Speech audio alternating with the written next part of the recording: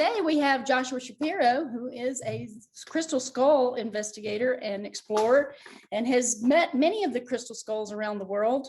He's going to be speaking with us today in regards to Tartaria and possibly share with us some of the information about the skulls that he's obtained. But also we want to talk about his project that he's going to be working on. So take it away, Joshua. We're going to just go ahead and listen to you. Okay, so I'm making an assumption, Ellen, that the majority of people who will view this, whether today or at some future point, are in the Georgia or Atlanta area, because I'm going to be addressing the project I have, which is for this area. Well, I would just say that the most important thing for me right now that I'm focusing on is that yes, the crystal skulls are interesting and they have a role to play to help humanity to create world peace. Tartaria is very important because it teaches us, which is what I'll be sharing on June 2nd at, what is it, the inner space in Sandy Springs. I'll be doing my first public presentation of it. I've done it online, but I've never done it in person. So that'll be kind of like my first experience of it. I just added to that, and I see that I do this when I'm working on like presentations. I added a new feature to it to talk about the World's Fair of 1893. I've been sick for the last 6 days, so if I stutter or look kind of crazy, it's because of that. 1893 Chicago World's Fair. To me is an absolute piece of evidence. So I use it as like a case study that there were ruins of Tartarian cities here in the United States. Chicago was one of them. And after they burned down in the 1870s, a big portion of the city, I guess they decided to get rid of the rest of it by using the excuse of the World's Fair, saying they built all those buildings, 200 buildings in 3 years, and then they got rid of them. And I lived in Chicago, so I know the 3 or 4 buildings that are left from that. I've been in each of them. And I never realized or understood, you know, why there would be something special about those buildings. But when you look at the buildings, like collectively at the Chicago's World's Fair, it doesn't look like an American fashion of making buildings. It looks Arabian, which is what the Tartarians look like. They look quite Arabian. And most of those buildings look like that. Plus, how did they get all that electrical wiring and systems set up in 200 buildings? So President Grover Cleveland, who went there, could hit one button and turn all the lights on. So I'm gonna show pictures from that and give some, you know, conclusions. But to me, it's like the same thing with, let's say the pandemic that's going on right now. A lot of people know that, you know, this is totally madness and craziness. What they came up with, it doesn't make any sense. They keep changing it. You know, so the World's Fair is another example of an event that happened where people were there. We could actually look at it through the pictures that were taken. And, you know, it's the same thing with what's happening with our whole world right now. I think that there's an undeclared war going on, and of course the light is winning. The light will win, and I'll probably talk a little bit about why I know that, because I think that's very important. We each have ways how we know this. So that's a little bit about Tartaria. Coming back to the crystal skulls. Crystal skulls is exactly what the word says. It's like a human looking skull that was made by someone in the past, which again is the same problem we have with Tartaria. If these skulls were made 1,000 or 2,000 years ago, what tools did they use to make them? Because quartz crystal is one of the hardest substances on the planet to carve. And yet these primitive people were making very sophisticated advanced skulls, almost exactly detailed to the human bone skull that we have on our head. So I think you have to go back to probably Atlantis or Lemuria to look at a culture that possibly was involved in it. But the whole point of the crystal skull is, besides that it's a mystery, the idea is that there is a living consciousness that you can start to experience, like when you get your own crystal skull, depending upon where you get it from and how it's worked with and so on. If it's a brand new skull, meaning made by modern carver, or if it's made by, you know, the people from long ago, quite some time ago.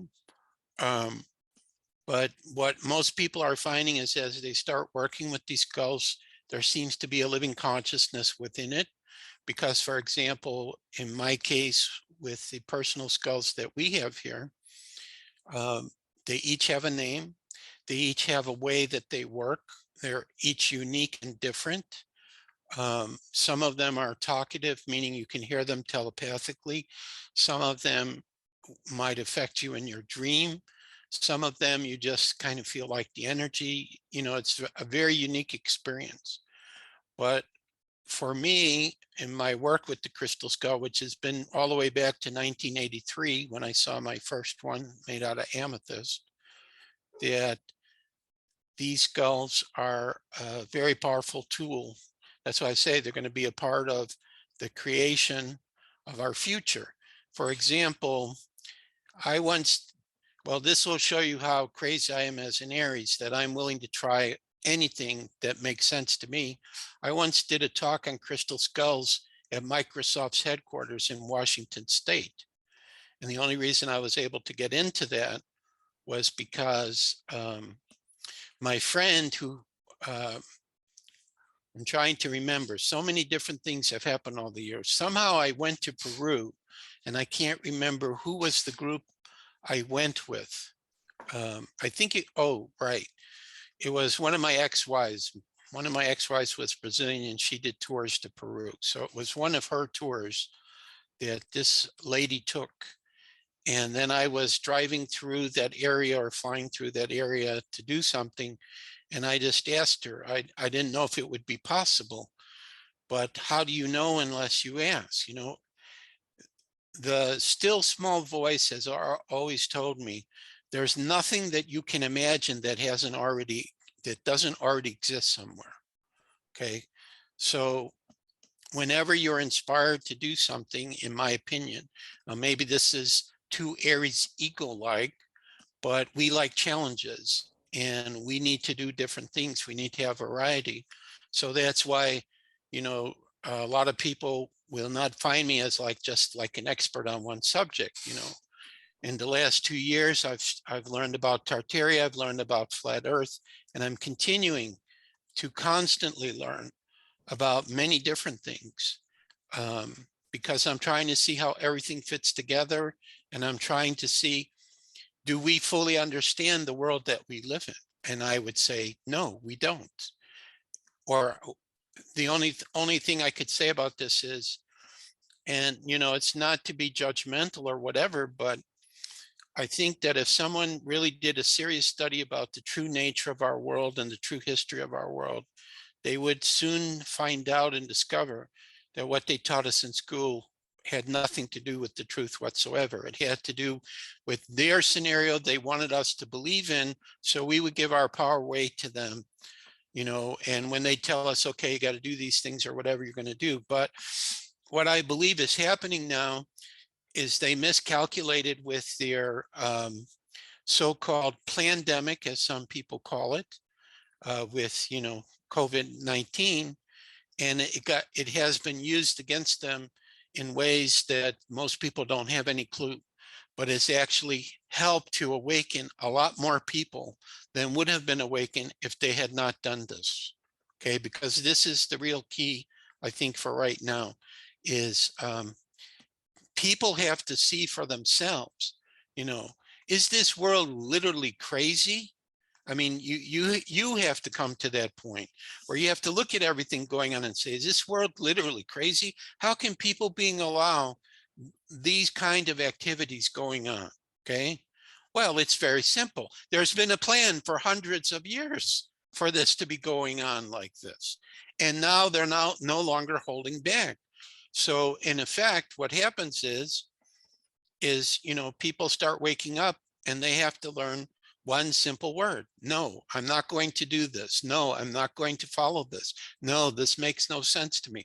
No, this is immoral. Whatever is your no, you have to not give your power away and not believe that the people who've been teaching you have all the answers, because they don't. God has all the answers. Creator has all the answers, and Creator is inside of each of us. So I got carried away with that a little bit, but I'm trying to go with my flow here. No, that's a good flow. Well, I just have to add, I do want to ask you, so how long have you been on your journey of truth with all of this? Because I've been doing this for a few years now. Well, I'm trying to think. I think it was in the early 1980s. I think after I got out of college. Yeah, so this was my sequence. I was living in Chicago. I was brought up in Chicago. So that's why I picked Chicago for my lecture, because it's a city I know. And after I got out of college, I started going to bars to meet women, because I'm in my 20s. I don't know what I'm doing with my life. And this is what I was taught. This is where you're going to go meet women. And I meet people who have spiritual experiences instead, or along with. And what I look at is I say, this person over here knows nothing about this person over here, yet they're talking about similar things. Why is that? Okay, so that's the Aries inquisitive nature. I'm going to find out why that is. Now, I think there was a publication, which may still be there, called the Chicago Reader, where they had all these ads for things. So I start looking for groups. So eventually I joined some groups and became involved with them. And then because I was with those groups, I started doing my spiritual study. But I didn't really know which direction I was going at that point. The direction for me came when did I write my first, I think it was 82 or 83, when I had an opportunity to go to California on faith. I had a friend from Chicago. We drove. We met a UFO contactee in New Mexico, and I think I saw something out of the corner of my eye that was by his house. And a very interesting man who had direct contact, one of the most well-known UFO contactees in the, I guess, 60s and 70s. And it just went from there, just kept meeting people, kept having experiences, kept having to trust on faith, because I ran out of money when I was in California. Okay, my father eventually rescues me, but before he does, I've spent like 3 months there, and I'm meeting all kinds of people, and I'm already setting up things, and and I'm collecting material. Little do I know, for a book I'm going to publish like 2 years later after that. So that's really was my start. And then I didn't go back to a regular job for a while. Or no, that wasn't correct. I had a regular job, but at some point when I was living in Chicago, and I think it was, no, it must have been around this. Yeah, that's when I stopped. So I started going on faith. I lived with my family. Then I got married to some lady in California. So I was just like bouncing all around.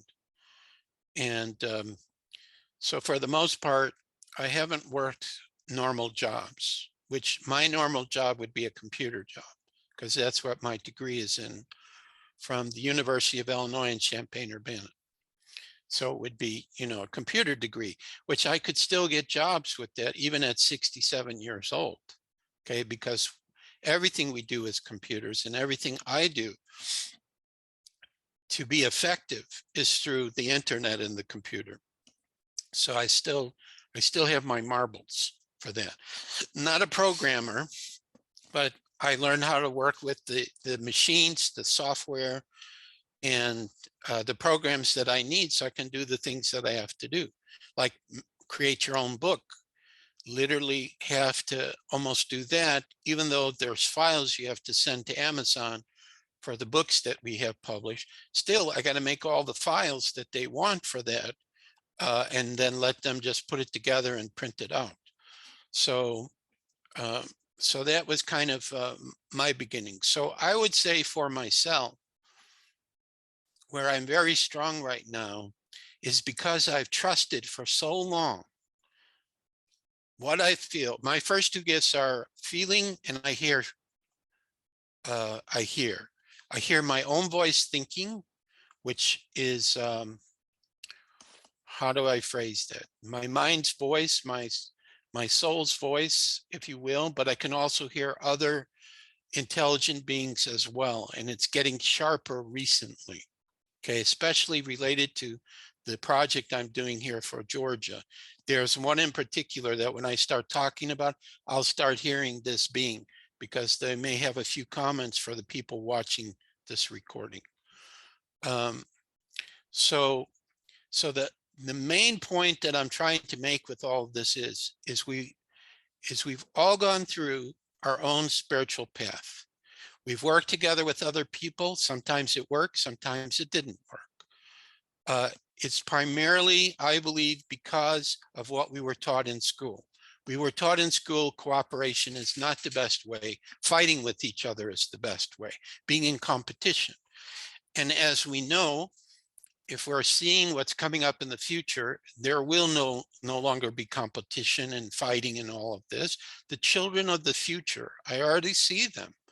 They will not understand these challenges that we have faced in our life at all. They will not believe us that it happened. They will not believe it happened here, which is exactly the same thing that these individuals who got rid of the Tartarians want us to believe the same, that we can't possibly believe that there was a very advanced, peaceful civilization, free energy, understood the earth completely. Okay, had colonies all over the place, here in the United States, in Canada, in Europe, in Australia, New Zealand. If we go to downtown Atlanta, you will find Tartarian buildings. Okay, I haven't looked, but I already know they will be there because the people who I believe eliminated them are the same who are trying to do a reset again now. It's the same people. Yes, I Okay. agree. I agree wholeheartedly with this because I have to say, I live in a small rural town. And anything that is Victorian is actually Tartarian, which I am going to go ahead and make a stretch that I've been doing a little research. They're saying Atlantis happened possibly only 2,000 years ago. Yes, that's 12. right. Right. And I do believe that because of all of the evidence that is coming out. But have you ever read the Emerald Tablets of Thoth, the Atlantean? I have. Yes, I believe that there's a lot of truth in that book, and that when we truly start putting all of these puzzle pieces together, that book will be proven as absolute truth. That is the things that are buried in Egypt are there, and they've been hiding that from us. Right. And that they had all of these high technologies and things in all of these ancient sites that are worldwide. And they've been squandering all of their findings and showing us these little trinkets and trying to make us think that these people are primitive. Right. So, Right. So I believe that what we're looking at right now, I don't know time frame wise, but I'm really feeling that this year, major positive light changes are coming so that everyone can see, not just us who have been involved in a spiritual path that understand this, but the regular average person will also be able to see this. Because what's happening right now, it has to be done for everybody, is not just for a select group of people.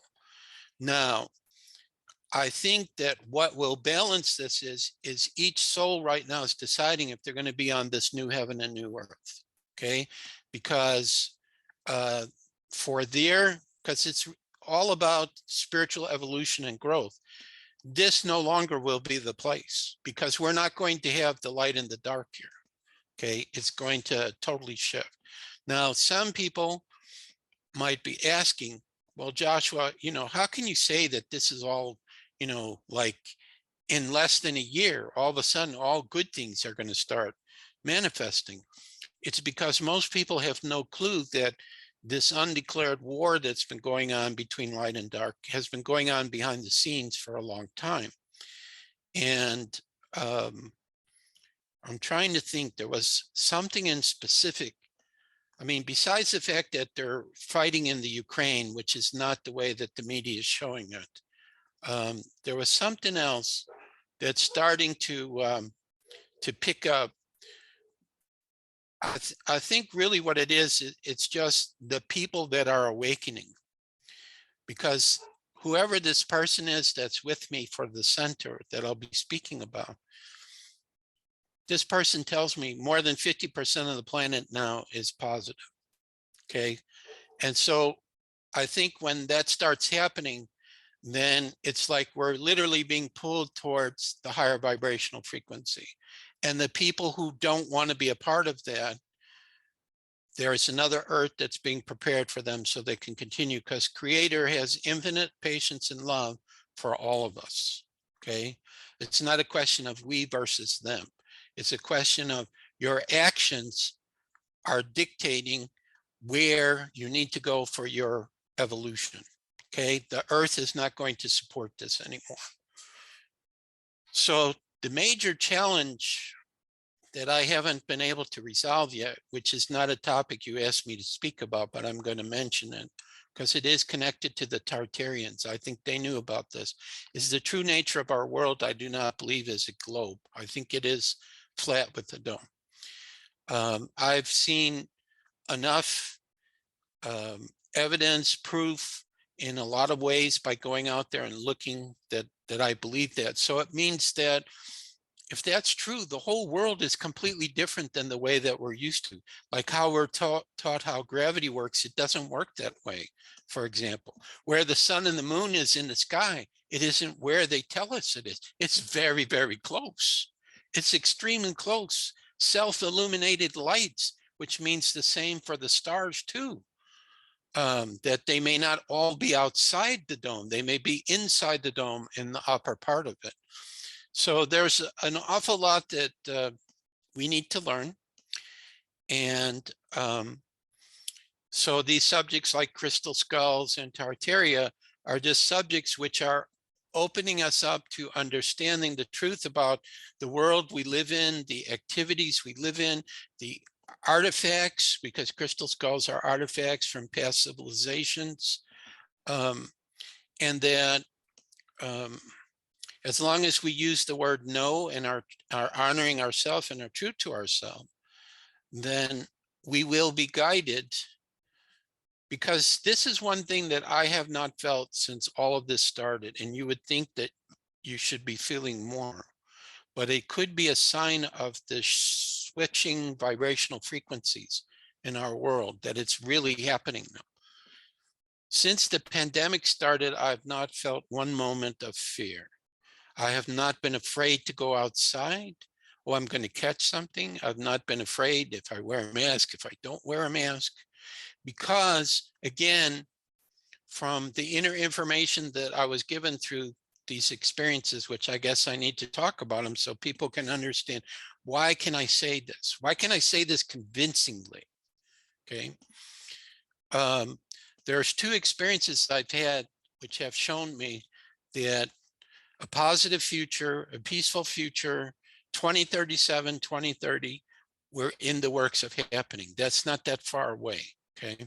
That's why I'm also feeling like this year was a very key year for starting to see the positive change, okay? Okay, so the first experience that happened to me was I was living in Las Vegas in 1990. I actually went there to create a nonprofit foundation. Sort of what I'm trying to do with my center, I tried to do with that nonprofit foundation. And we were going to use a movie project that I had where I had some people from Hollywood that I was actually talking to. I got to meet a few actors, very interesting actors who shared with me, you know, their perception of spirituality and how things worked in Hollywood. I never got very far with it And I'm not sure that that movie I was trying to promote then is the best one that I have. I think the latest story that I wrote with my friend in England is better. You know, because we have to understand if we go into this positive time, are movies going to have bad and good and evil and fighting and all? That may not be the case. So I'm not sure if the story I have is absolutely perfect or not, but maybe some aspects could be still used. So anyway, when I was in Las Vegas, I was minding my own business near my, let's see, 1990 would have been my 35th birthday. And a van struck me from behind as I was walking to McDonald's. So I was in a coma for 3 days. So sitting back here now, 32 years later, I will tell you that I planned this on a soul level. Okay. This was something that was decided before I was born, and there was nothing I could do about it. I would walk into this experience no matter what, because there was an important meeting I had to attend, and I volunteered to do it.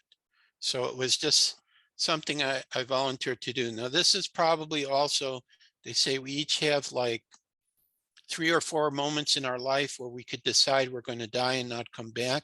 This was probably one of mine, but knowing me, I would say, heck no, I don't want to stay here. It's fabulous and great, and I love meeting all these amazing beings, but my family's at home and I went there to help them. I didn't come there to run away. So there's no way that I would have agreed to have done that. So while I was at this meeting, the galactics, that's the best way I know how to phrase them, because if you ever saw Star Wars first movie, where Princess Amidala goes and meets all the people, and they're like, you know, stories high of the galactics all over the place. That's how that meeting was. That's how I sensed it. Whether I saw that or not, I don't know, because they blanked my memory, and my vision is not my strongest gift. So I'm just going with like a memory, and I'm in that memory, and that's what it feels like. So that's all I can say about it. But I know they were talking about planet Earth, and they're saying we got to help our family there, but we have to be careful how we do this because they're crazy people. And what they were saying by that is because of the way that all of us have been brought up, and that the wrong people, some people call them the gangsters, some people I've heard call them psychopaths, the wrong people are in charge. And so it becomes a crazy planet because they're not telling people the truth like they learned in Tartaria only 200 some years prior to this. And but they cannot make decisions because they don't know exactly how humans are going to respond to what they're going to do. Okay, because they're not humans. And so what happened is, I think there were a group of us that were brought, and we were giving them feedback. But the challenge was we would see everything, and we weren't supposed to remember everything. So they had to blank our memory. I forgot. Oh no, I did it. I need some water to drink. Hold on. Oh yeah, that's fine. No, I get that there's a greater story that needs to be told. And unfortunately, you know, we can't have all of the information all at once, because a lot of these people that are here can't handle the truth already, and they're Yeah. not willing to look at the truth for what it is. Right. But And even the people who could handle the truth, they could not handle what I saw. Okay, yeah, because it would have blown probably a lot of people away. But, you know, I was very frustrated and said, look, if I could tell them this stuff, my God, so many people would have help. It would turn their lives around. But, you know, there is a divine timing in things, and each soul has their own lessons and growth in which they're learning. So you can only do so much so fast. But I saw it all. And when I came back, there was a man who said, look, this is what I'm going to tell you. You can't remember it, but as things come in front of you in what you call real time or present time, you're going to know what's correct and what's not. So I'm not saying that I know every single thing that's correct that's going on. I do not. But many of the key things that are going on, and it's just like, if I don't know, somebody literally picks me up and goes, go on Telegram, look at this channel, will you please? And that's going to be your answer there. So once this process started, which was the early part of 2020, and once I asked, I also had to ask apparently, because I was asking inside, I really want to know the truth. And all of a sudden, I just start seeing all kinds of videos, meeting all kinds of people, and eventually got on Telegram.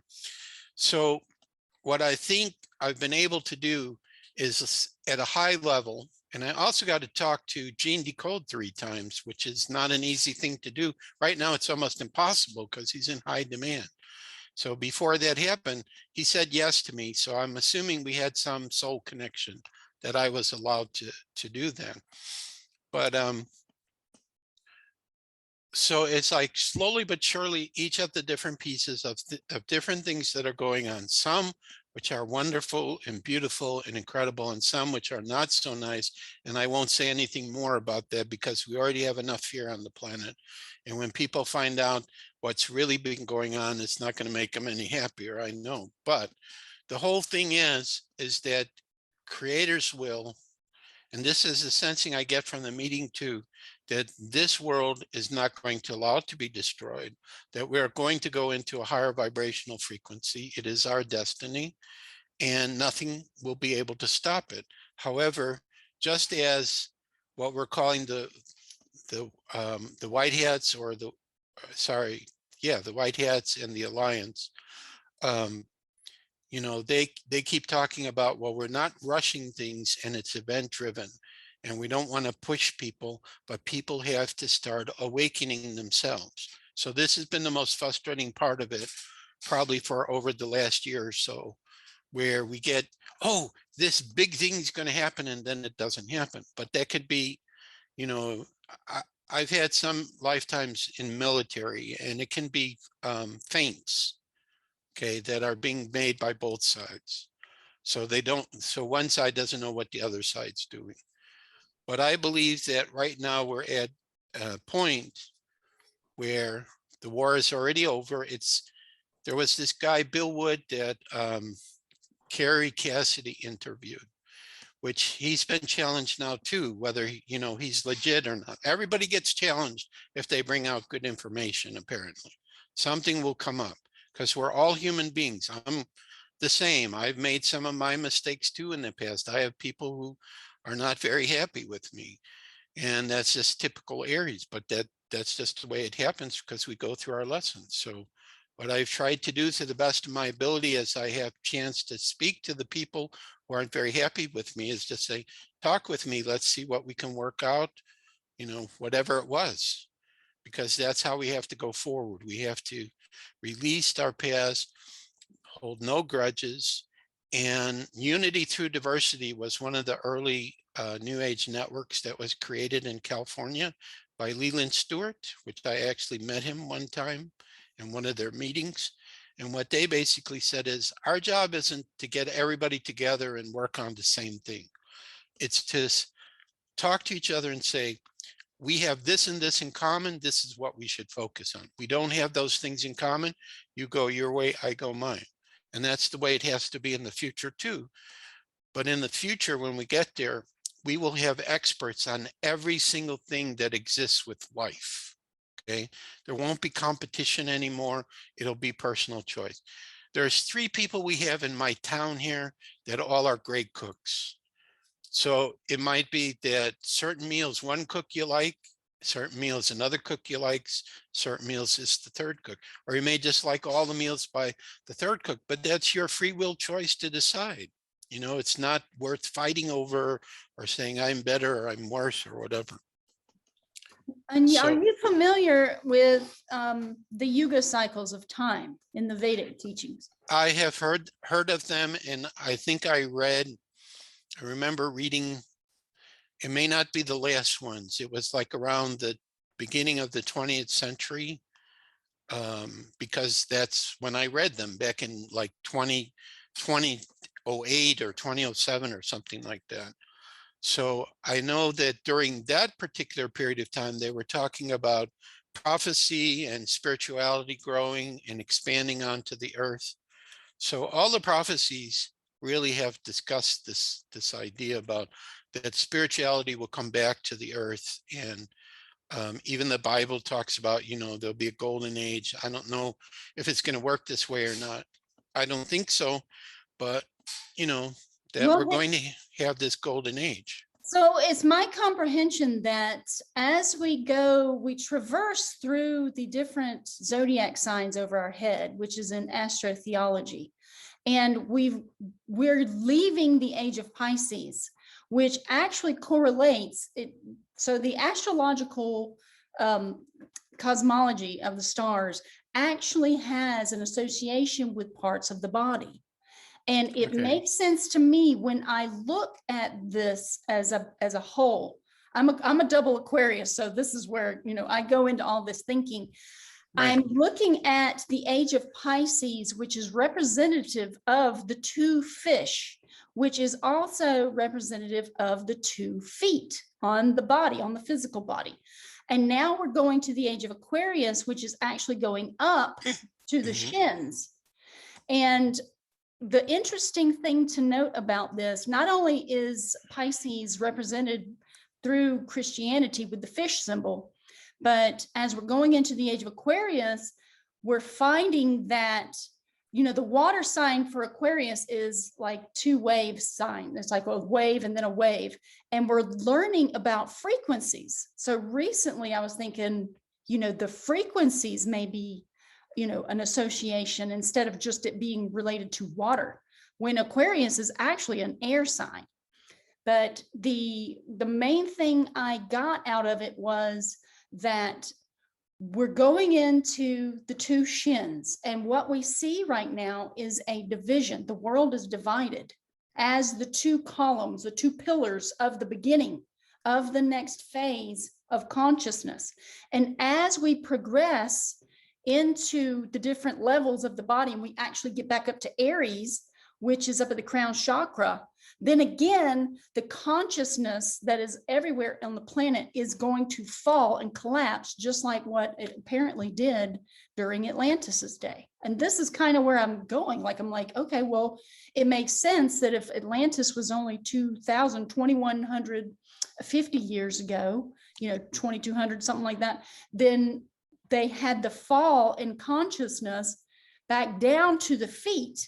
And you have to start again, that's the path, and you have to start again and then rise back up through the different ages as they come around in the zodiac, in the heavens. And then again, we will be able to create with just our thoughts alone once we get to Aries. And that is what they're learning in science, is that science and spirituality were actually separated, and they actually belong in one unit.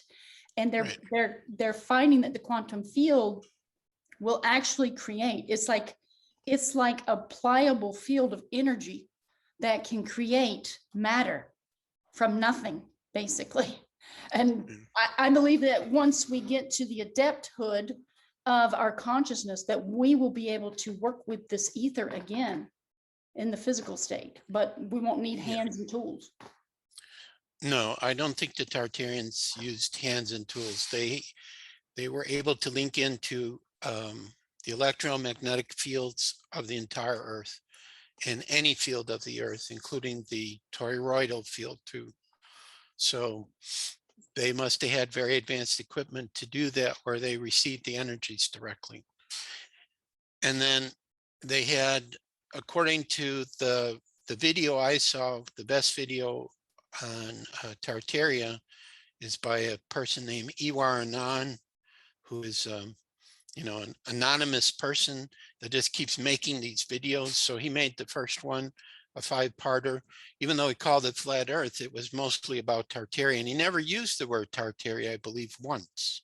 Kept saying something like, our recent ancestors, or he would say it in a different way. So it's quite interesting. Yeah, I'm familiar with that video, because that was one of the first videos I found on Tartaria. And being the curious mind, that one video was like over 5 hours long, and I watched every bit of it. Right. Well, it took me a while till I watched the whole thing. And no, as a matter of fact, there's a part towards the 3rd hour where I said, he just keeps repeating himself. I don't need to see this, so I'm good. But I did watch his next one, which was 8 hours. I watched all 8 hours. And that was more on flat earth, but it brought up Tartaria again too a little bit. Okay, so the first experience I talked about was the coma experience. So this is why I say to the people who are listening to me that I kind of have a sensing about what's going to be happening because of what I saw at this meeting. And as we're coming more into the present time frame of it, I kind of like see pretty much most of what's happening in the world right now and have been patiently waiting because I, like many of you probably watching this, have your own role to play. And that role is very simple. It's what makes your heart sing, what makes you happier than anything else. That's what we're each going to be doing in the future. Now, the other thing, which I think is significant, is I have a guide that started showing up for me, and I'm not sure how many years ago this was. Could have been like even 20, I'm not sure. And he did right through me, this guide. I was in Brazil one time. I think it was like, I don't know, I have to guess what it is. Maybe it was around 2000, 1999, something like that. No, it wasn't 1999. It had to be around like 2000, I'm guessing, or a little bit before then. I just start writing about the future, what life is like in the future. I think I'm imagining this. And I just think I'm imagining it because in Brazil, they have a very high vibrational frequency there. And for some reason, when I go there, all my gifts are much sharpened. But when I came back to read it, it sounds like somebody else is writing it through me. Okay. This doesn't sound like me making it up. This sounds like there's actually somebody looking at these things and they're writing it through me. So who is this? So eventually one time this spirit guide steps, and I can't say I see him because I didn't see him, but I felt him. He said, Joshua, I'm who you're going to become in your future in this lifetime. I go, come on, that's not possible. You can't do this. He says, what, in spirit there's time? There isn't. There's no time and no space. So through spirit, I can connect to you. Now, I'm not allowed to tell you anything about what happens between now when I'm talking to you and then, because then you could never become me. Okay, so I'm not going to tell you anything about that. I can show you what that future's like. Okay, so that's what he did. He wrote through me and showed me the future. And he was talking about 2037 to 2040. So this is the date that I always use when I talk to people about, well, if we're going to have all these great changes and new technologies and world peace and people liking each other and playing fun together and, doing all the nice things that we're supposed to do, how could this happen, so quickly? And I think what the bottom line is once the undeclared war gets cleared up, then new technologies will start coming in. The galactics will be following them in. And before you know it, you're going to be, it'll be like how we were when we had our first, computers, where did this come from? This is an amazing toy. Well, the new toys that are coming are like 1,000 times more amazing than the ones that we have now. And we probably get a chance to see what they look like to some degree in some of the movies we see where they show like futuristic type, stories. So these are the two experiences that I've personally had, which no one can talk me out of. Okay, they're very real. They make perfect sense to me. I see the world coming in that way without any problem whatsoever. So the key right now is, well, this is one key that Spirit gave me. I thought it was a good idea, is we may not know exactly what's going to be happening, what's going on here right now. Today's May 27th. Okay, we still got a lot of crazy stuff happening. Okay, we had a new shooting that started, and the war in Ukraine is still going on, and the stocks in Bitcoin is going way, way down. Is that a sign that they're coming to an end? Why is Russia and China backing their currency with gold? They shouldn't be doing that. But yes, they should be doing that actually, because that is the future where we're going. So in other words, there's little clues that things are changing. I don't know what's going to happen. I, I forget names. This is the problem of being 67. This lawyer or legal person who's going after Clinton for the Russia problem. What's his name? Do you know what I'm talking about? I just read about him on CNN. No, I'm not familiar with, I haven't been following any of Durham. that I think narrative. his Oh, name is Durham. So Durham's going after one of Clinton. Hey, so in other words, one of these things they're doing is eventually going to break wide open. Whether it's Biden's son with his laptop, they can't keep stalling these things. The election that went on, yeah, and you that, know, 2,000 mules that's out right now. yeah, And that's also, fair. I don't know, I know that your timeline is much more like here and now compared to what I've sensed, is that by 2025 is going to be the real tipping point for all of it. And Right. but 2030 is very significant. Yes, 2030 is very significant. Um, so, right. So that's why I'm saying nobody should necessarily believe me. I'm an Aries, I'm an optimist. I assume that once major stuff starts breaking, it crumbles. Okay, because it has nothing to stand on. Now, there was some things Bill Wood talked about with Carrie Cassidy about Project Looking Glass. That was very interesting. One thing he said is, it's like what's going on right now. We have two master chess players that are playing each other. And when two master chess players play in a game, there are only two endings. It either ties or one player wins and one player loses. And eventually they get to a point in the game where they both know who's going to win. And there's nothing that can be done to change that. And that's what I think is happening right now where we are now. We're at that point where they both know who's winning and who's losing. The team that's losing is trying everything they can to delay or defect, but they can't do it. They've been outmaneuvered for many years, and now the screws are starting to, because at the same point, how we know this is happening, because at the same point, the side in control, they don't care anymore if you see all the things they do. They're showing you everything. Okay. Now, there was a document I saw on Telegram, which is very important. I don't remember what it's called, but it's an agreement. I'll just call them the other side. The other side has.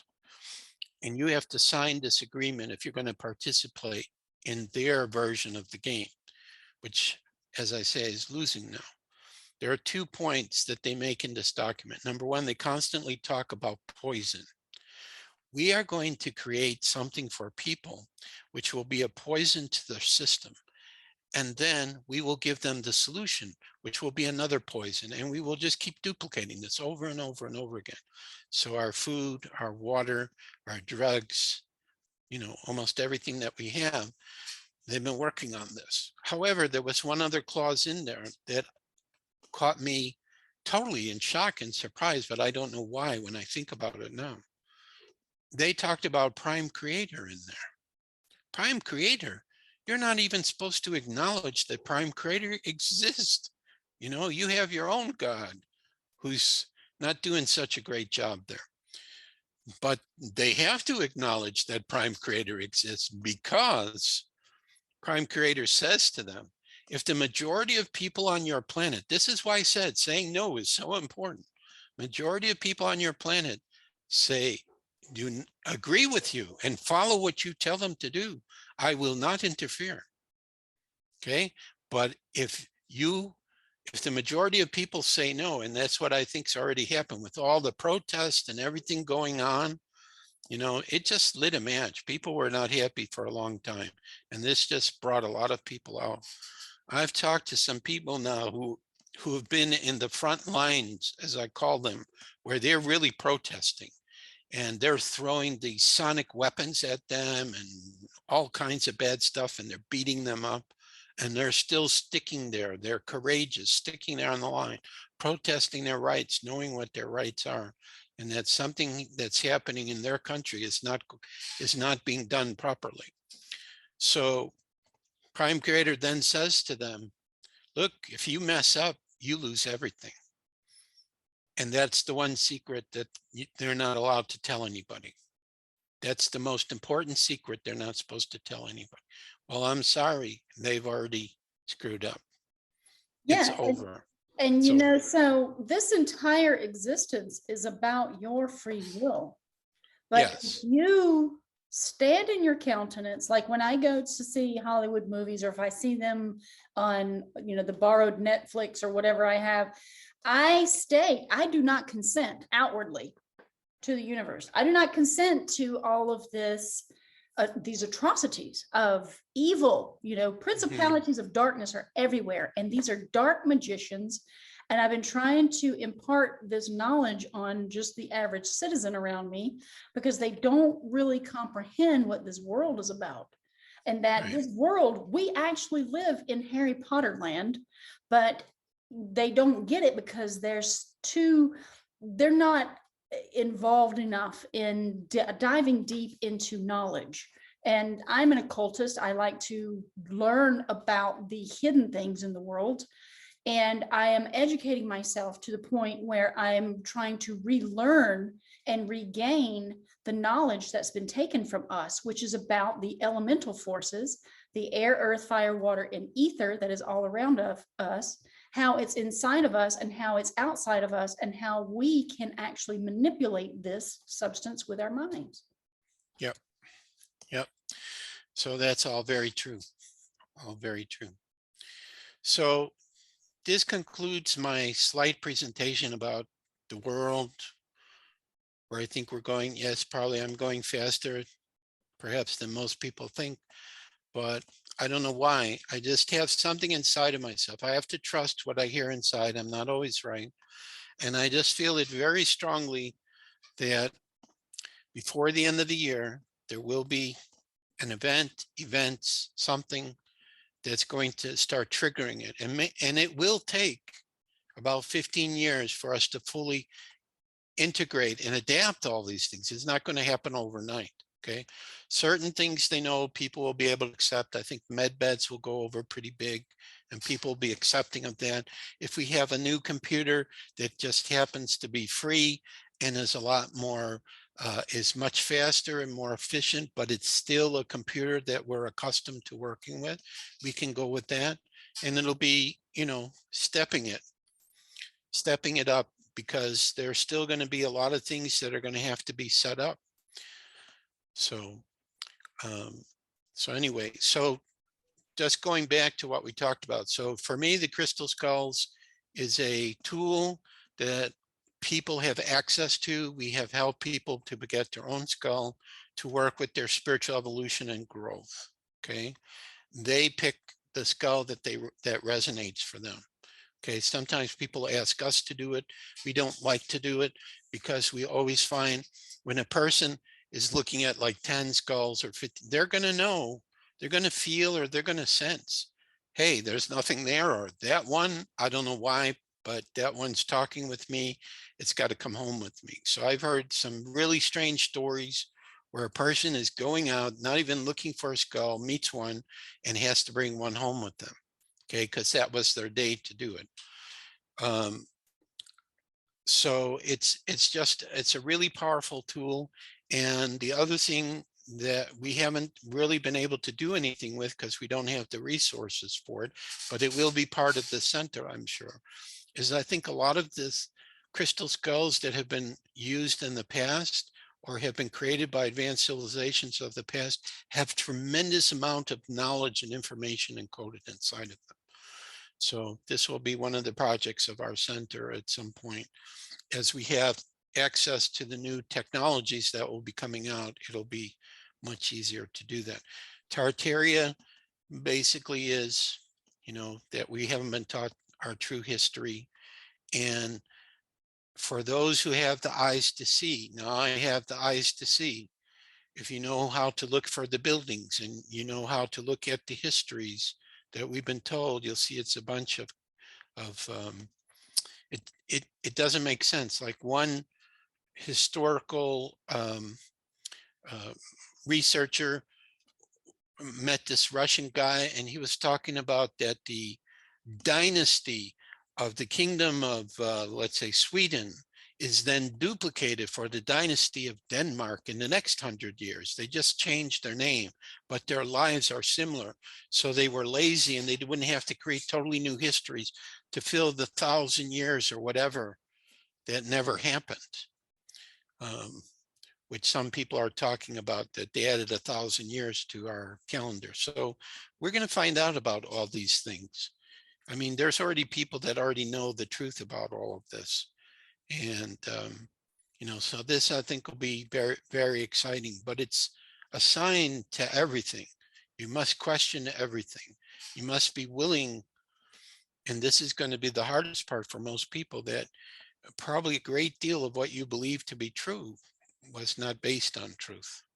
And so this is why I think people who are starting their own spiritual journey, that's really helped them, because we've had to, so many times we've had to change our ideas about reality as we're going through it. Like, there was one time I believed in hollow earth, and I still believe that there are people that live underneath the ground, that there are civilizations that live under the ground.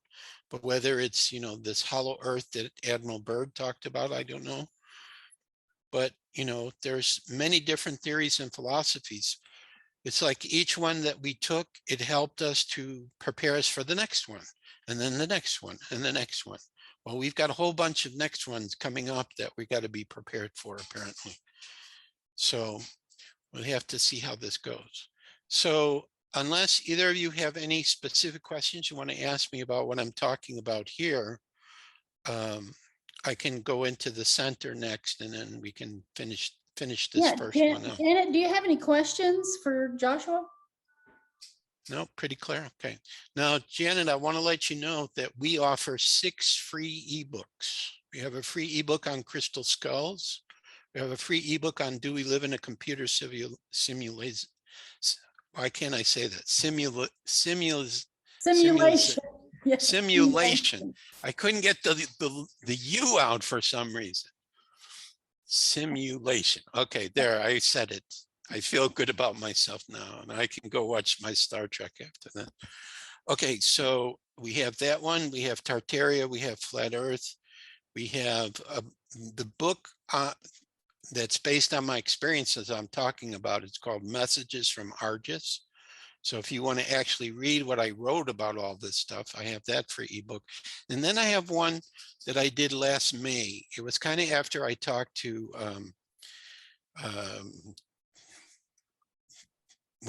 this guy, Gene. It's a high-level summary of May of 2021, where I see things are going on at that time. Now, I still think a lot of those things are going on, but a lot of things have changed in the past year. So I'm not sure how valuable that one is, but that was another one I did. Because I shouldn't say I don't understand this, but I guess we were one of the fortunate ones where we didn't have to worry about, our finances, because we were both retired and our retirement money took care of it. And we also got to live with my wife's family. So this took away 2 major burdens went away from us while we were here in the beginning. Our car payment went away. So at the end of December of 2019, it was done. And that was a big load off our mind, because we had God, I can't even remember the car we had, Toyota Prius. So that was a pretty nice car. And we did receive quite a bit of money back for it when we sold it. And then we didn't have our house payment. So, but that was family. So what it did is it gave me time to just sit and decide what I wanted to do. So I did a lot of interviews like this. I wrote free ebooks. I made a lot of posts on Facebook and different places, and just tried to share information with people. And for the first time since September of 2019, I'm going to do a in-person presentation at the Inner Space, which I have spoken at before. When we came here, we moved from Washington, D.C. in 2018. And when we came here, that was one of the first places we visited. And the owner of the store, Sherry, said, feel free to use this place as your home while you're here. So we started doing various events there. So we did 2 Crystal Skull events right away, and they were pretty successful. We had readings and we had a class. Now, there will be some Crystal Skulls at the talk on the 2nd. Not a lot, a few of ours, and we're going to have 9 that are looking for their true homes. So it means we received them from our Indian carver, and we've been holding them. And, little by little, we went to Florida for vacation. One person bought one there. Before we left, one person bought one from us. So, it just happens in divine time. They're small skulls, so they're not that expensive. And the owner of the store doesn't sell skulls, so she said I could sell them that night. So we'll have 9 that we still have, which people seem to enjoy. It's based upon one of our personal skulls. We had it carved from. Okay, so that covers those things. So let's talk about the center now. Now I have a short presentation that I can share because I see I can share my screen. So I'm going to bring that up, and that might help people to have a better idea of what we're doing here. Okay, but, oh, that's right. All right. I'll get the hang of it eventually. It's fine. Okay, so this is a short presentation I did for the first group that met for the center. Now, the name of the center is called the Center for the Advancement of Humanity. And this is the name that I received in 2018 when I was meeting with a couple of friends, and we made a pledge. We're going to do everything we can to make this center happen. And I thought one of them might have the financial resources to help us build it, but it just, like with so many other things, it just did not work out. But I am not an impatient Aries, so I kept the information I channeled the next day, what this center would be looking like. So now here we are all of a sudden in March of 2022, and I'm thinking about a process I'm going to be involved in, which I don't want to really discuss it, but I know that Ellen knows what I'm talking about because there are going to be a bunch of people doing this. Let's just say we are in the process of a redistribution of wealth, And some of us know of a process that will allow us access to that so we can start to build humanitarian and spiritual projects. Okay. So because that process has not started yet, I might seem like a fool talking to you about this, but I'll explain to you why I'm not, and also what these guys around me have told me. To start building something and setting things up and so on. Now, this name I chose is a neutral name. And the reason I chose this name is because I didn't want to just have, even though it's a spiritually based center, I did not want to just have spiritual people coming in. I wanted any person to come in, because we're going to be doing, if we go by what I'll be sharing with you about how this all works, how I envision it. And of course, whatever my vision is, it will never happen the way I see it. Because as soon as more people start deciding, hey, this sounds great, I want to be a part of this, I have some role to play, their input will probably change it anyway. So, but essentially my idea for this center was that it was first information, that you know, there's so much amazing information out there, whether you're a writer or an author and you have a great book and these big publishing companies don't even look at you. You have no chance to get it out. You're not willing to go the route that I've gone, which is self-publishing, or to use a print-on-demand service like Amazon has a service, which I can't remember the name of it. It has a different name. It's for the Kindle. It's connected to the Kindle device they have. So they publish books in Kindle and PDF and, you know, a regular book as well. So I have access to all three of those versions for any book that I publish to them. So that we could help to get out the most amazing information on any subject that we are interested in following. But it has to be spiritually orientated or motivated for us to be able to do it. So it could be like, you know, if it was me, probably say if I was in charge of the department, it would be the Department of World Mysteries. Every world mystery out there, I would start hiring people and sending them all over the world to start doing research and exploring and investigating and sending back reports so our center could publish everything, okay? And not only publish it in English, but publish it in all the languages of the world. This is unless, of course, we come to the point where we will only have one language, which could be telepathy or something else, I don't know. So this is the reason for the name. And in March, as I was saying, in March of this year, my spirit guides kicked and said, Joshua, you need to start talking to people about your center. What do you mean I need to start talking? I have nothing. I've done this before where I've had a great idea and I talked to people, nothing happened, and it didn't do me any good. They said, trust us, this process is going to happen and it's going to be huge. And they also told me, as a matter of fact, you know that person you are in the future? Ask him if the center's still there. And I did, and he said yes. So I said, okay, I'll try it. What is there to lose but another adventure, another great experience? There's nothing to, you'll meet great people along the way. That'll be the worst thing. And maybe you'll find something else to do with them. You just never know. So I start opening up my big mouth. I start talking to different people I know. And before I know it, by, let's see, by the end of April and beginning of May, I have about 20 people that are already interested in this project. And most of them do not live where I'm planning to build the first one, which would be probably south of Atlanta, I would say, probably in the area we live. I don't know why I feel that. It's like I keep seeing this vision that there's a building that we're going to buy. We're not going to rent it. We're going to buy it. We don't want to have any problems with it.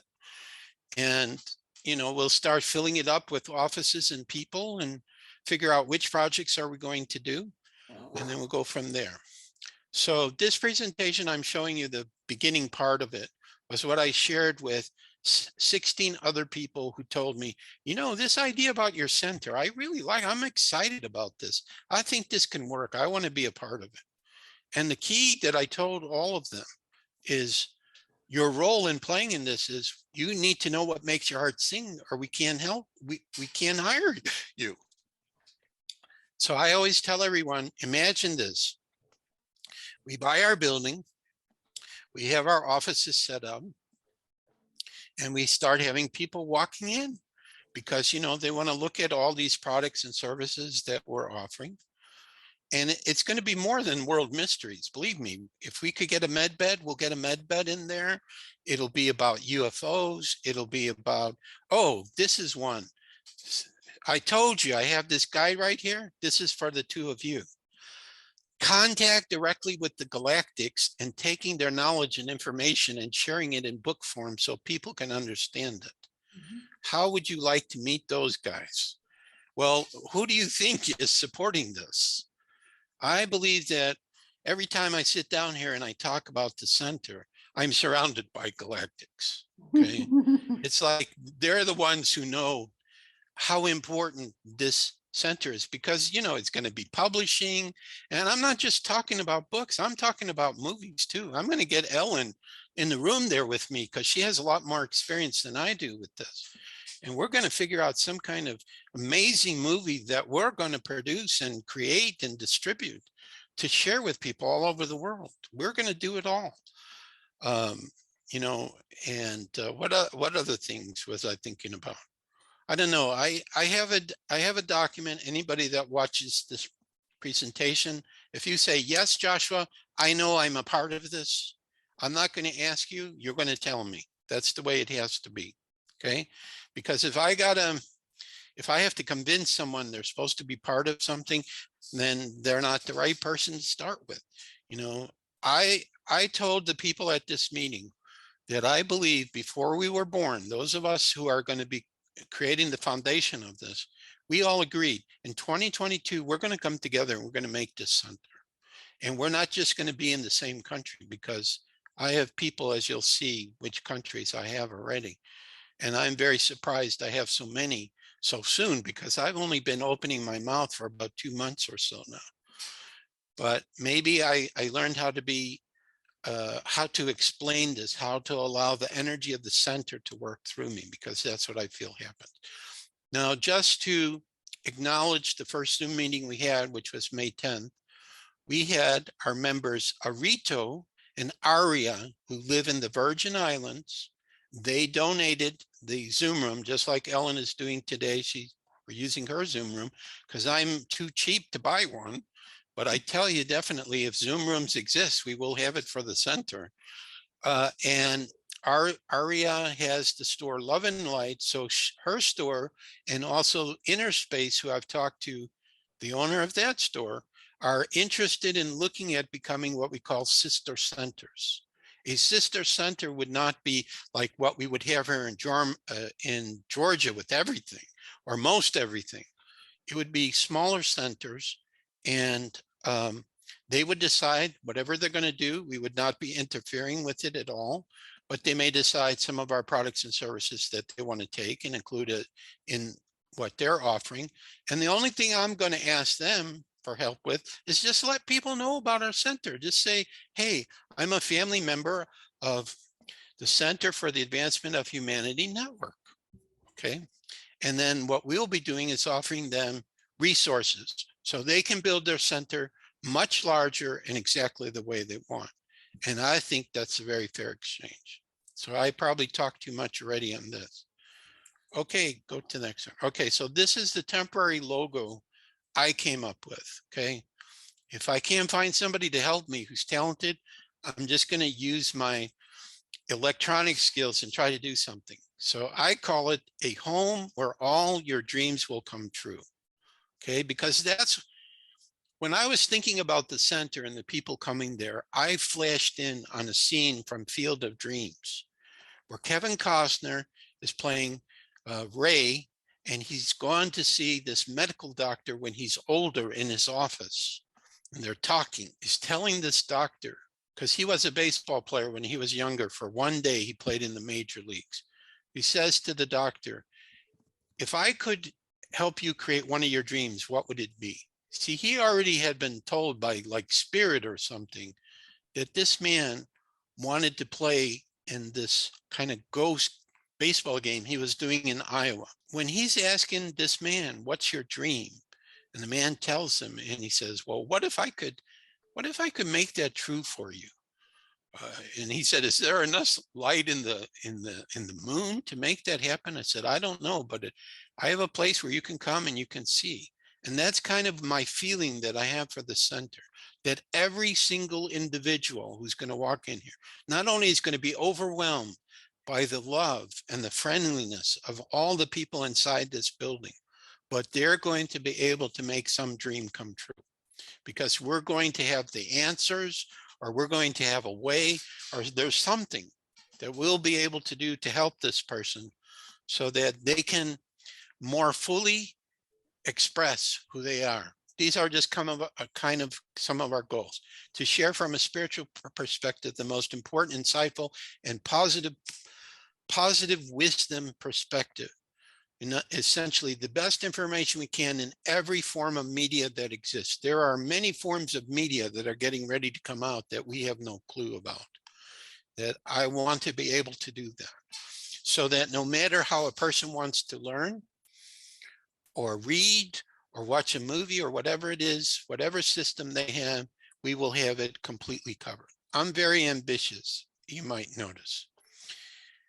These are some of the subjects because I couldn't remember them because of my illness. So of course, crystal skulls, UFO and galactic contact, spiritual wisdom, help people incorporate the new earth and the new systems we're going to be getting, health, healing, the true history and existence of our world, Tartaria, flat earth, etc. And there's probably a lot more things we can do, because the key for what we will offer will be based upon who do we have in-house that's helping us and working for us. So there may be one person that comes in, let's say he's a great artist or graphic designer, whatever, but since he was young, he had this very special project that he never was able to do. Well, by God, when he becomes a member of this, he will have access to all the resources to make that happen. So that's why I say I'm a dream maker. Now, the future plans that we have, I already talked about sister centers. Sister centers can come in two ways. They either are an existing center that says, I like what you're doing. I feel comfortable with you. I'm willing to work with you and to help to promote, all the whole system. Or it could be a new center that we create ourselves, like what I'm going to do in Georgia. The first one has to be a new one. I see us making all kinds of documentaries. I really hope we can get med beds, so that I understand from Ellen, there's another person here who's working on that. So whether this will be necessary or not, doesn't matter, as long as we have them that we can send people. I see us having a university at some point where we'll have classes both online and in person. I see us doing new researches, public events, working with many other groups and centers. I mean, we're only limited by our imagination. So the key will be when we start with the center, we're going to work on collectively, what do we have that are the products and services, we can start with, and we go from there. But I have to make sure every single person that's in there is doing what they love to do. If they're not, I kick them out. And that's unheard of. And nobody's going to want to leave if they're doing what they love to do. So that's why I know that eventually we'll get everything correct and we'll get right and we'll get help from other professional people, because even though I think I'm a jack of all trades, I know I can't do this all by myself, and it will look good. So here's where we are already. Now, this is the key concept that I want to share at this point. Even though the physical center does not exist, even though the resources do not exist, it is extremely important that we start anchoring the energy in the different places, because what we're already doing is we're linking up to the center, or whatever is the energetic essence of the center that's already exists on the higher dimensions. It's already there. I couldn't be talking about it if it wasn't there. Okay. And what we're doing slowly is we're receiving from it and anchoring it into the places that we're at, the energy. So when this meeting comes that I have to go to and that process starts happening, then other things will be going really fast. And if we would have waited to start from scratch, we would be months and months behind. So this is how sure I am and how much I know inside myself that this is a definite. This is going to happen. I don't care what anybody thinks about what I say about it, or, they try to shoot me down or whatever. It's just a knowing I have, and it stays there till it manifests in front. And one thing I share with people right now is I believe that we are headed towards a beautiful golden age. If it's, starts happening as quickly as I see, or does Ellen sees, or whatever, the bottom line is there's going to have to be one morning where we all wake up and we look around and we'll be there. So the key is, what if we start meditating for 5 or 10 minutes each day, and we start visualizing, what would that world look like where it's totally paradise and it's so peaceful and everything? And so that's what I'm telling members of our center to do, is just every day visualize it, and one day you wake up and then it's there. Because the more people that start visualizing this positive future, through the power of our minds, because we are all divine children of God, we can manifest this. So anyway, here's the places that we already have people who are absolutely excited and very eager to participate in this process. Is here in the United States, of course. In the United Kingdom, we have a few people. Canada, we have a few people. 2 are in British Columbia, and 1 is by Ontario. Virgin Islands, I mentioned, are 3 islands. So the 2 lady friends there are there holding the energy. We have a few people in New Zealand. The people in New Zealand are connected to a group you are familiar with. And they're building a healing center is what they told me. So whether we'll be working with that New Zealand group or not, we'll have to see. I'm supposed to meet with the head of it. My friend has arranged it, but I'm not ready to do so quickly yet. Australia, we have a few friends. 2 of the people doing it are in, gee, my memory's bad. Can't remember the name of the city. There's an Australian city they live in where they're protesting against the government, and they're living in a camp outside of it. They're very courageous individuals. They already set up a circle of crystals to hold the energy. We have some friends in France and the Netherlands. I have 2 friends now that came online since then. So this is enough to start, but if other cities, other countries decide, that would be great. As I mentioned, Inner Space here in Atlanta and Love and Light in the Virgin Islands are considering to be sister centers. And I also have 2 people I've been interviewed on Curious Realm podcast and High Road to Humanity, that they're also very interested in participating with us. So just from this little picture, you can start to see, you know, people are starting to show up. I'm starting to be guided to them. And Ellen showed up the other day and we start talking. And I said, wow, this would be fabulous, because there were quite a few people I met here in Atlanta, but when I stopped doing the presentations, we didn't really go out. And I haven't heard one person from an email list, I'm guessing of around 150 or 200, that even responded. So I don't know if they're all having great challenges with the COVID or not, but we're eventually going to need to find the people to help us to work with at the Georgia Center. So this is something that I also asked Inner Space about, that when we start getting our resources, I'm going to put an ad in there. I'm going to write an article, and I'm also going to send a mailing to her mailing list. So that means that before I do that, I better have a few people with me so we can start interviewing people to find the people that really can start helping us in the beginning. Now, I believe that that whole philosophy of if you build it, they will come will be the mainstay for all of that too. So, well, I see that at some point, because once we set up the environment of the working area and people start going into it, they won't be able to help themselves. So that will start happening too. But obviously, to get the initial part of it started, we will need, you know, like some small group of people who say, yes, we like this project and we like to help to build it. And maybe some of those people may eventually become heads of the departments, because my role after I get this set up is I'm going to be traveling and speaking and setting up events and connecting with other groups. So, but I don't know how long that'll be. So here's what we have. This is the last slide. This is what we've got going on so far. So we have, Spirit said, get a Telegram channel set up, which I did.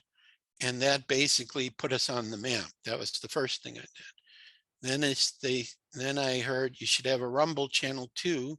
So I have an intro for the center I made at the ocean for like 3 minutes. It was 3 minutes and 13 seconds, which is 193 seconds, which is another 13. So 13 seemed to come up in my message that I just did spontaneously and short, with my wife saying, you know, like this, you know, don't keep talking and talking, just say short. So on the Rumble channel now we have that welcome, and we have my Tartaria interview with my friend Nancy, who has High Road to Humanity. So I put that up there already, and I already got people start talking about that one. The next thing coming up that I'm working on is conversation with the Arcturians and conversation with the Pleiadians. So this will be like a Zoom room recording where I'm going to record my friend Dove, and she's going to be channeling the Arcturians. I'm going to record my friend Phil, and he's going to record either one Pleiadian or more. I'm not sure yet. I've talked to Heltor, which is one of the Pleiadians. And I'm just going to let them talk and then ask them questions. And I'm going to try to have a series of these. So I thought this would be, without actually having the center, this would be a nice way of introducing the kind of things that I'm hoping to do. Okay, that we already have an interview that people can watch. The Galactic channel, which you may have heard of this lady, her name is Casey Clark. She was interviewed by Carrie Cassidy. She has a gift to take this large crystal she has and look at it, and she sees spirits inside, and she can take a picture of it with her cell phone. So she's constantly having people asking her to take these pictures. Okay, so she said, I don't want to be involved with all this madness going on in the world. So she set up on Tappa Talk her own channel, and she gave me a page on there. I haven't done much with it, but I can use it for public announcements if I know that we're going to start getting people to look and say, hey, kind of what's going on with the center. So we have that in place. And I made a single page on my Explorers website for the page, just so somebody could look, you know, like at one page, what is this about? And I gave a couple of bullet points on that. So that's what our center's about. That's where we're at for right now. So for anyone who's watching this recording, number one, I thank you for your patience to get through all of it, because I talked about a lot of different subjects, but I tried to speak about what I think would be of interest to the people that are in this area and where we're headed. Feel free to contact me. What I don't have up on the screen is my email address. So my best email address is at Crystal Skull Explorers. And of course, you can also contact Ellen for this too. She has it. Crystal Skull Explorers, plural, at gmail.com. So if you write to Crystal Skull Explorers at gmail.com, you can, number one, let me know, is this something that you might be interested in doing? And if it is, what about it, or what is there that would make your heart sing, that would become a valuable, I can't think of words. Asset. It's like an Yeah, asset. asset. Mhm. Yeah, to help this. And at the same time, you know, playing the whole day. Second thing is, I mentioned to Janet that I have these 6 free ebooks. So also you can email me and just say, you know, I'd like to know about the ebooks if you went through that part of it. And I'm happy to send any of them to you.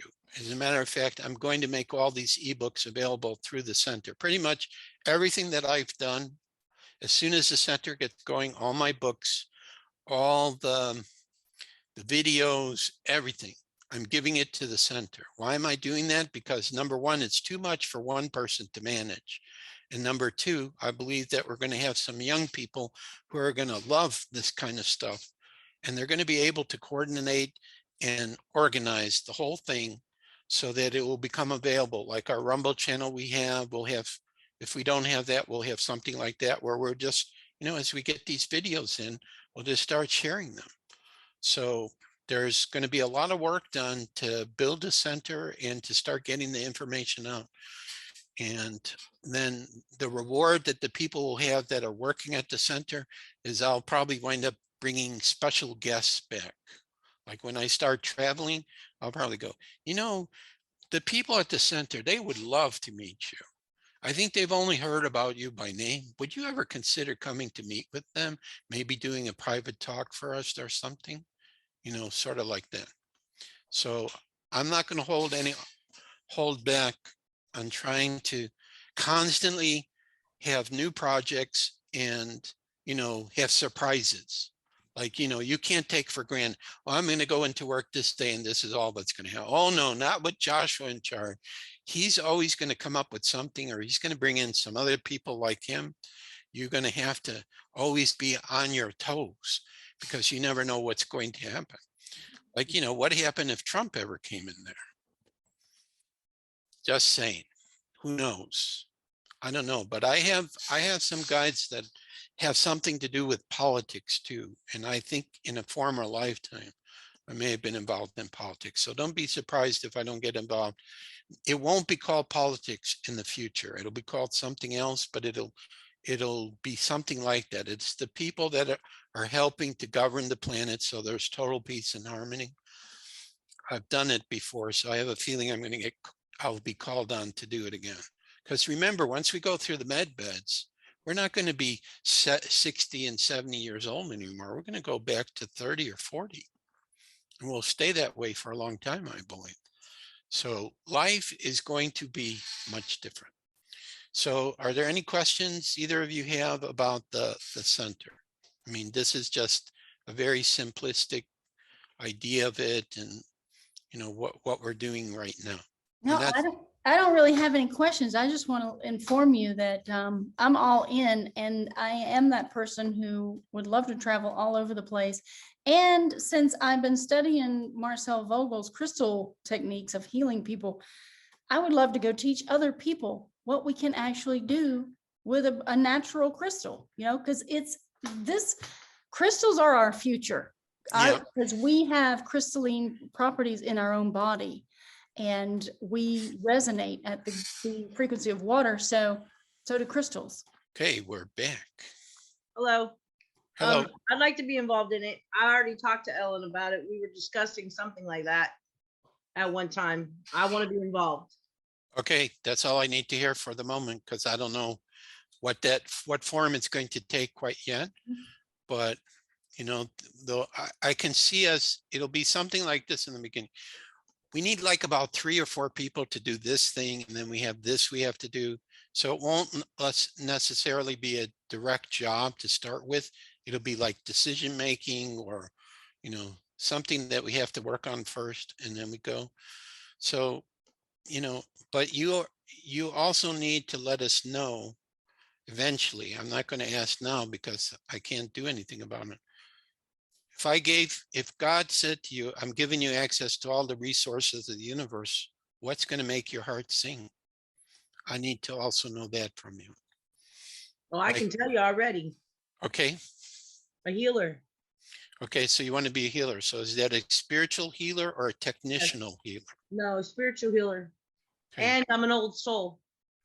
Okay, so that means you have some wisdom that maybe you need to start sharing with other people too, like in a book form or something. Yes. And so you wouldn't have to worry about it then. We would publish it for you and everything. You just have to write it and organize it. So yeah, so it can be things like that. So I will tell you, there is a medical doctor I met at Inner Space who is Jewish like me. We're brothers, and I helped his son, his name was Joshua. And I stayed in their house for a while. And it's actually when I was in his house is when I wrote the first version of this center. Okay, I just woke up in the morning and I just start writing for like 2 or 3 hours. He told me he's not available for a while, but later in the year, he thinks he's going to come on board.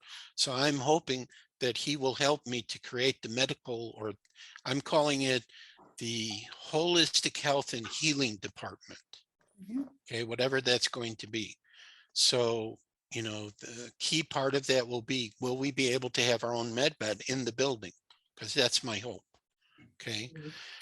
And if not, then will we have access to the alternative healing technologies that they're talking about? They're talking about like over 600 other healing technologies that are somehow connected with Tesla that have been held back from us.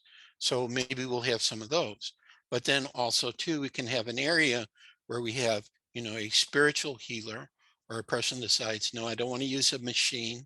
I just want to be spiritually healed. Okay, so we have to figure out, how do we explain that? How do we present that? How many are we going to have? you know, so, but that will be within that department, which will probably not be my department. It'll probably be with him. So we'll have to see what happens with that. But, you know, that's just, I'm trying to give some feel for what this could be like. So, but the key is we have to have the full resources in place. So everyone that comes in, no, you're not allowed to come in just because you love what you're doing. You have to be paid for this. I'm sorry, everybody has to be paid, because you have to, you know, even if the world changes and the money situation is much different and things are not expensive and so on, you still have to have money to pay for the things that you need in life, for your family, so you can do fun things, you know. So the whole idea is there's no pressure whatsoever. When you come in, you're not under any pressure at all. You're just yourself, sharing to the best of your ability, and that's it. I love it. And I, Yeah, and me I, too. I love it. right now, it's like paradise. It's like perfection. You know, will we have this perfection where nobody's going to argue with each other? I don't know. I don't know how it's all going to work. You know, we might have some disagreements, but it's not going to be like it is today, where you're yelling and screaming. I'm going to make sure that other person knows they're absolutely wrong and they owe me. This That's attitude because will be everybody's spiritual. right. That attitude will be gone, but there might be some disagreements. I don't know. Yeah. It's going to be Unity.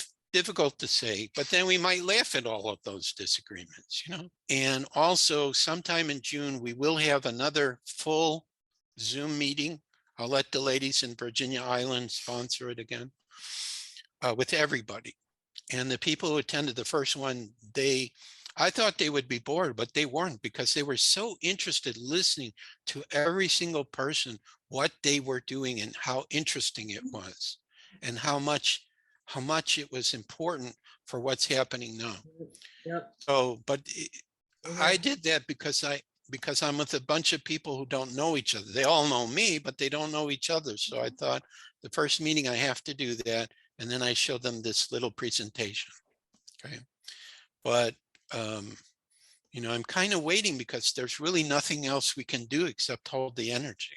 And you have monthly meetings, you can have them in person or have them on Zoom, where you get all of the people together. And I am more than happy to use my Zoom account for that if we need to have, you know, different meetings monthly, just to kind of keep the energy alive and to keep it, to get more people bonded into this whole idea.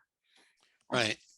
I think it's a little early for that yet, but you know, if all of a sudden I get mobbed at the lecture and the next talk that we have, and all of a sudden we have 15, 20 people, then we have to consider it. But for right now, just for a few people, I think what we could possibly do is just do like guided meditation or something through Zoom, you know, just go on 5 minutes, 10 minutes. Okay, let's focus, visualize our center, linking in the energy. That's really all we have to do for right now. You don't have to do anything sophisticated. You know, Well, I think it's good for people to start coming together, to getting to know each other, what the modalities are, and, you know, just thinking about that, and that in itself begins to create, because as you add more people into the pool of the collective consciousness, then you're all creating the same vision together. So that's why I suggested, you know, the Zoom meetings would be great, because we wouldn't have to really go anywhere too. Right. So start with Zoom meetings. If we really start getting quite a few people that are drawn to this, or something happens where things get sped up a lot faster than we think they're going to get sped up, and then, you know, we can start doing those kind of things too. It's pretty much each person will decide for themselves how they want to participate or whatever. Because what I believe will happen is, in other projects I've done where it's been volunteer, it never works. But if this is a project where, you know, we're going to do a company, we're going to make profit. We may do nonprofit, some things nonprofit, but we're going to make profit. Everybody's going to be paid for their time and compensated. Nobody's going to say, okay, I'm going to space out whatever. It's not going to happen that way. So we'll just see what happens, but I take under advisement, your suggestion, because, there will come a point, yes, where it would be nice if we have a lot of people here in around Atlanta that, we can do a meeting in person with them. We can also use possibly inner space too, because I don't think every night, like they have I don't know if you've ever been in their room where they do their presentations. I've been But up there before. Mhm. okay, well, that room is a fairly good size that could hold 15, 20 people with no problem. Okay, if we wanted to do a meeting.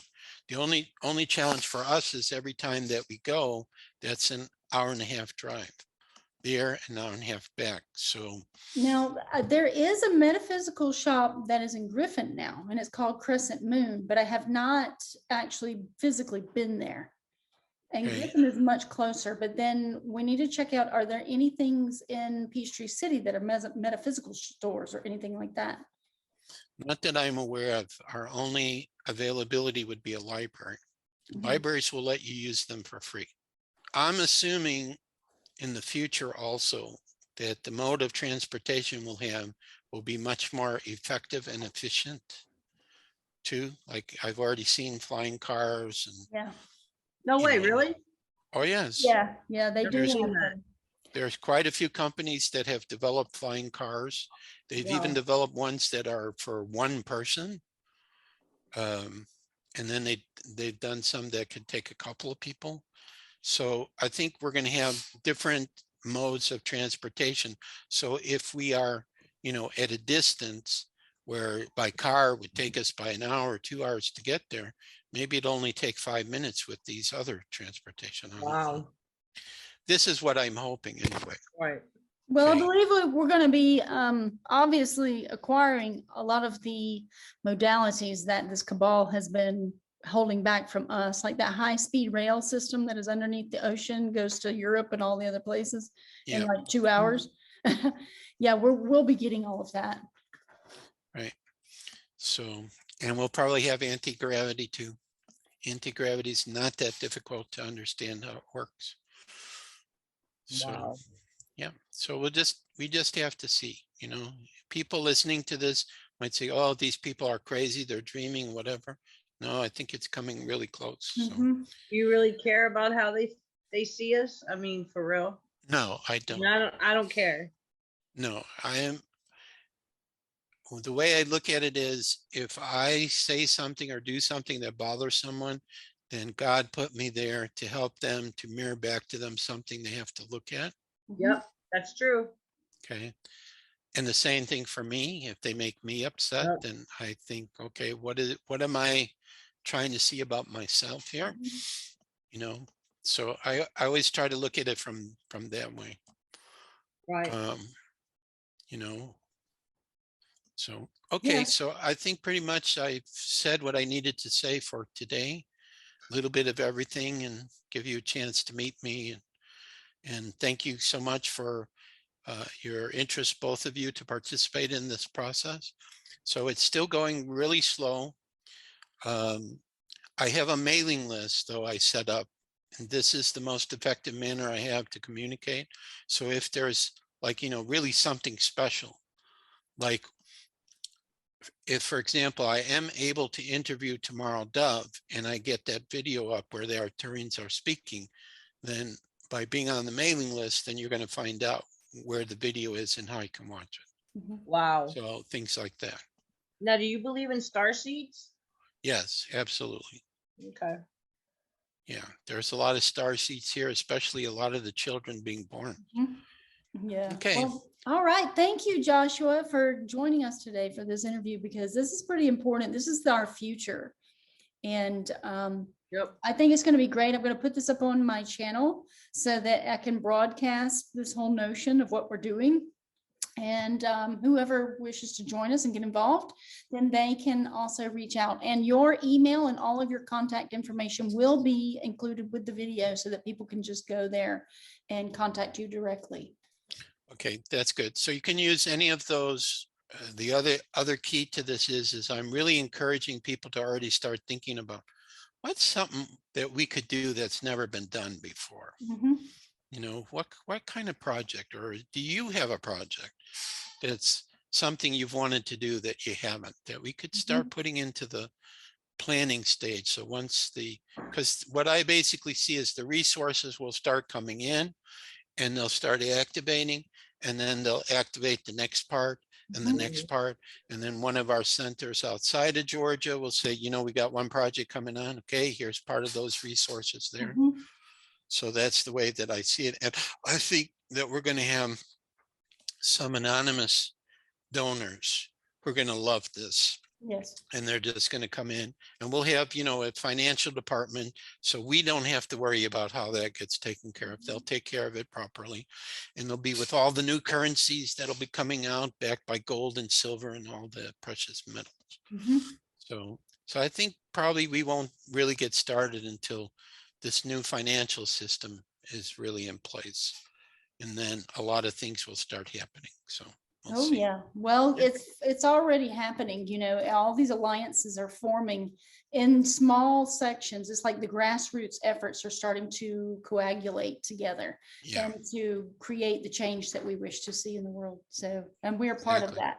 Right. And I've seen on Telegram what the new dollar bills are going to look like. They're very colorful. Very colorful. Really? Huh? They're colorful dollar bills? No, the new dollars will be called what is it? U.S. Treasury notes. U.S. Treasury notes. And they will have the same denominations as we know the current ones. That's what I saw. But they will be different designed and more colorful. They won't all be green. Oh, okay. Yeah, how did you see them? People were showing them on Telegram. Well, I'm still wondering about that whole the whole term U.S. though, because we used to be the United States of America, and the U.S. is part of the corporation. So, are we going to change the name? It's going to be United States Republic, United States of America Republic. It's going from a corporation to a republic, which means that there will have to be new elections. Once this all gets set up in the proper way, we have to see. But it will be a republic, which is what it was made in the beginning. And it got changed in 1871 when Grant was president to this corporation and nobody knew it. Yeah. So the same with the Federal Reserve. They set that up and everybody thought it was part of our government. It was never a part of our government. It was completely independent. Yeah, it was privately owned, right? Yes. Privately owned, yes, exactly. Yeah. Offshore bank too. Right. So as far as I know, it's pretty much closed. A lot of things in Washington, D.C. People that travel there and show these pictures on Telegram, all the offices are closed. Like the IRS, I don't think that's open either. Because DC is a city state within a state, and it doesn't make any sense. It's a foreign entity, so it has to shut down. Yes. Right. So, yeah, people that are going there, we don't see anybody walking around or in offices or nothing. So it's very interesting. Why is that? Because it's a city state. Because it was a foreign entity. It's just like Vatican City and London, England. They were foreign entities within a country, and it was all created by the Vatican. Okay, you're gonna have to explain it to me. Yeah, I will. I'll explain it to you later. But that's whole part of this whole system that's collapsing right now, and we have to move back to our independent nation of what we are. You know. Well, good for us. Yes. It's about time. Right, about time. All right, ladies, it was a pleasure. Thank you so much, Joshua. We'll be talking to you. Yeah, I'll be seeing you in Sandy Springs. All right, that'll be good. Okay, great. Okay, thank you both. And have a good weekend. Okay. Bye. Okay, bye.